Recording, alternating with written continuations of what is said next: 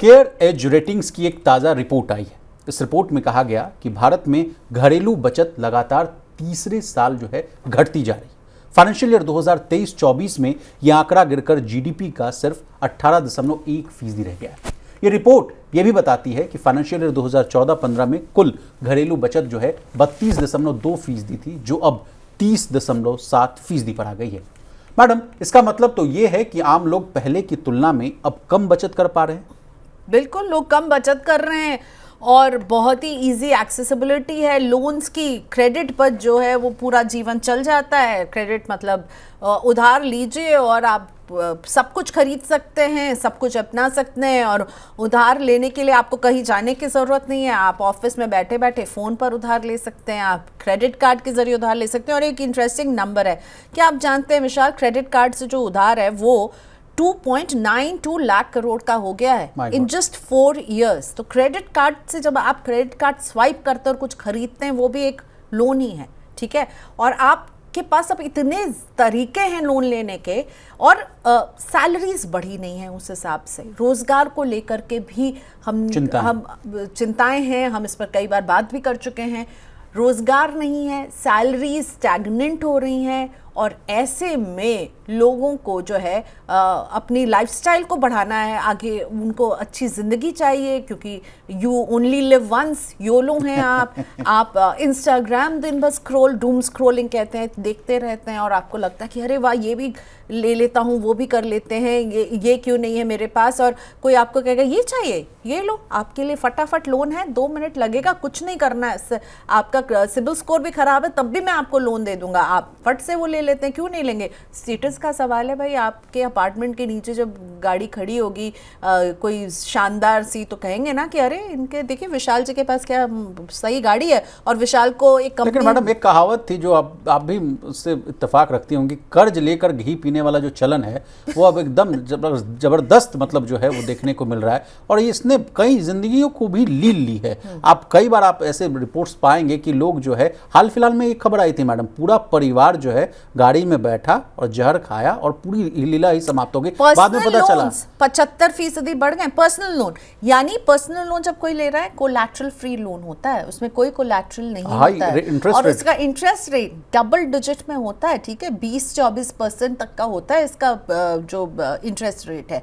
तो अगर credit card नहीं है तो आपके पास पर्सनल लोन है। फिनटेक कंपनियां हैं भतेरी जो आपको दे रही हैं लोन, तो आप फोन आ रहे हैं मैडम, फोन आ रहे हैं, आप ले लीजिए, ठीक है। लेकिन इसमें मेरा ये पॉइंट है, आपको तो फोन आएंगे, आपको लुभाएंगे, उनकी तो कमाई इससे ही चलती है ना। वो आपको कह रहे हैं और आप जो है उस लोभ में आ जा रहे हैं, ये भी बहुत बड़ी प्रॉब्लम है ना। वो आपको कह रहे हैं, अब कोई आपको कहे कि भाई ये खा लो, ये मुफ्त में मैं आपको दे रहा हूँ, और उसमें जहर मिलाओ, तो आप खा लेंगे क्या? नहीं खाएंगे ना। उसी तरह ये जो है, ये पूरा कर्ज का जो जहर है, ये आपके साथ आपको किस मानसिक पीड़ा में डालेगा, आपके जेब पर तो जो इसका नेगेटिव इम्पैक्ट पड़ेगा, ये पर एक मेंटल प्रेशर इसको चुकाने का, वो कहीं ना कहीं at the back of the mind चलता रहता है। और ये अब जैसे अभी विशाल आपने पॉइंट आउट किया, एक पूरी फैमिली सोचिए गाड़ी में, और उस पर 20 करोड़ का कर्ज था। वो आदमी जब ऐसे सुसाइडल जो कदम कब उठाता है मैडम, जब उसको लगता है कि सारे रास्ते बंद हो चुके हैं, इस वजह से उठाता है। तो आप फिर कर्ज लेकर इतना ओवर एक्सपेंशन करने की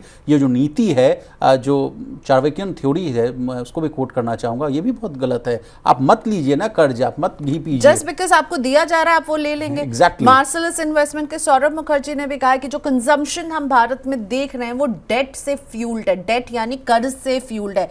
कर्ज जो है उसकी वजह से लोग कंजम्पशन बहुत तेज़ी से कर रहे हैं, अपने आसपास जो भी प्रोडक्ट है, गाड़ियां हैं, जो भी है वो खरीद रहे हैं, क्योंकि उनको बहुत आसानी से जो है वो लोन मिल जा रहा है, और डेट फ्यूल्ड कंजम्पशन है। मिडिल क्लास जो है वो कर्ज के बोझ के तले, और वही कैरेज भी बोल रहा है कि किस तरह से मिडिल क्लास फैमिलीज का जो है सेविंग जो है वो गिरा है, और कर्ज लेना बढ़ा है। और ये बहुत ही हमारी सोसाइटी के लिए ना मैम, सोसाइटी के साथ साथ प्रियंका मैम इकोनॉमी के लिए भी बहुत ही ना खतरे वाली घंटी है। हालांकि एक राहत भरी खबर इस रिपोर्ट में ये भी आ रही है कि कहा जा रहा है कि लगातार जो ब्याज दर में जो कटौती की गई है, या जो नए फाइनेंशियल ईयर की शुरुआत से जो 1275 वाला जो मामला है कि 12,75,000 तक की कमाई है तो आपको टैक्स 0 लगेगा, वो वाला मामला भी इस रिपोर्ट में कहा गया है कि वो इम्प्लीमेंट होने से थोड़ी सी जो है सुधार देखने को मिलेगी। तो ब्याज कटौती वाला मामला हम आपसे समझना चाहेंगे। लगातार जो देखिए रिजर्व बैंक ऑफ इंडिया जो केंद्रीय बैंक है वो लगातार ब्याज दरों में कटौती कर रहा है। इस खबर को भी, इस कदम को भी आप कैसे देख रहे हैं और इसको कैसे इस कहानी से जोड़ा जाए? देखिए, बहुत लंबे समय तक हम लोगों ने ब्याज की कटौती नहीं देखी, लोगों के EMIs वहीं के वहीं बने हुए थे और अब जो है एक साथ 50 BPS की कटौती हुई है। और इसके साथ साथ लेकिन एक बात और ध्यान दीजिएगा, महंगाई को लेकर के भी उन्होंने कहा कि वो कंट्रोल में है।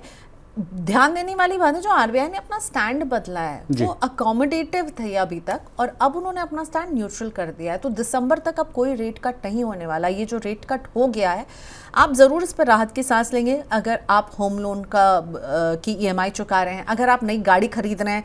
खैर GST की दर अगर बढ़ जाएगी तो आप गाड़ी खरीदने के प्लान को क्या पता पोस्टपोन करेंगे, हम शो के पहले ही बात कर रहे थे। लेकिन ये है कि आप जो भी लोन लेंगे उस पर EMI जो है वो कम होती हुई आपको, EMI पे जो ब्याज है वो कम होते हुए दिखेगा। तो क्रेडिट और लोगों के लिए आसान हो जाएगा और सस्ता हो जाएगा। तो मुझे तो लगता है कि देखिए ये अच्छी बात है, लेकिन ये ज़रूर देखिएगा जितनी आपकी चादर हो आप उतनी ही पैर फैला रहे हो। जस्ट बिकॉज कि ब्याज जो है वो कम है इसलिए आप लोन ले लेंगे, कोई रीज़न नहीं होगा कि अरे अभी ले लेते हैं, क्योंकि अगर ब्याज अभी कम है तो कल जाके बढ़ भी सकता है। ठीक है, फिर दिक्कतें आ सकती, क्या आप वो अफोर्ड कर सकते हैं? आप जब सैलरीज हम बात करें स्टैग्नेंट है, सैलरीज उस तेज़ी से नहीं बढ़ रही हैं, लेकिन आप अपने खर्चे जो है ना उसको थोड़ा सा कंट्रोल करने की यहाँ पे सख्त ज़रूरत है। विशाल, अब जाते जाते वाइंड अप कर रहा हूँ मैं शो को मैडम, लेकिन एक ताज़ा तरीन खबर यह आ रही है कि 14 महीने के निचले स्तर पर आ गई है थोक महंगाई दर। मई में ये 0.39% रही थी। अब खाने पीने की सामान की जो कीमतें हैं उसमें कमी आई है, उस वजह से ऐसा कहा जा रहा है कि जो थोक महंगाई के जो आंकड़े हैं वो बेहतर आए हैं। इस सिप से तो नींद टूटती है, लेकिन केवल जागना नहीं, आगे भी तो बढ़ना है। उसके लिए चाहिए एक और सिप। हर महीने छोटी छोटी रकम की इंस्टॉलमेंट यानी सिस्टमैटिक इन्वेस्टमेंट प्लान से शुरू कीजिए निवेश। लेकिन पैसे बढ़ाने वाली कौन सी सिप आपके लिए रहेगी अच्छी? म्यूचुअल फंड सिप से जुड़े हर सवाल का जवाब, मेरी सिप मेरा सवाल। सोमवार से शुक्रवार 4 बजे मिलेंगे हम सिर्फ मनी 9 पर।